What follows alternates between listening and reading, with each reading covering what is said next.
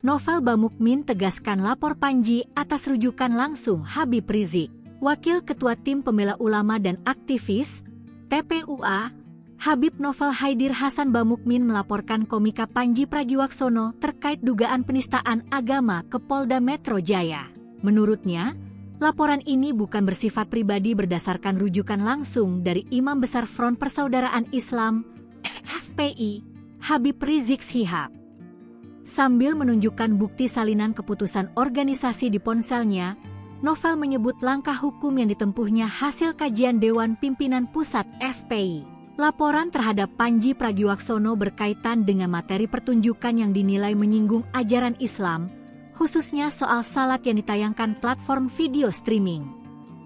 Novel menyebut setidaknya ada 5 poin dalam materi tersebut yang dianggap masuk ranah penghinaan terhadap praktik ibadah umat Islam. Dia juga menyampaikan apresiasi terhadap Polri yang dinilai cepat merespons laporan tersebut.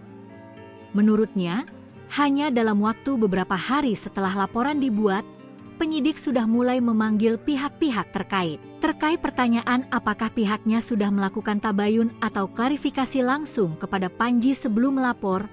Pelapor menegaskan bahwa tayangan yang beredar sudah menjadi bukti dan disaksikan banyak orang. Saat ini, kasus tersebut masih dalam tahap pendalaman oleh penyidik Polda Metro Jaya dengan rencana menghadirkan sejumlah saksi ahli, termasuk ahli bahasa, ahli agama, dan ahli ITE. Dalam pemeriksaan ini Novel Bamukmin juga didampingi pengacaranya Damai Hari Lubis. Kabid Humas Polda Metro Jaya Kombes Budi Hermanto membenarkan adanya pelaporan dari Habib Novel Haidir Hasan Bamukmin pada 19 Januari 2026. Saat ini yang bersangkutan dipanggil penyelidik untuk diambil keterangannya.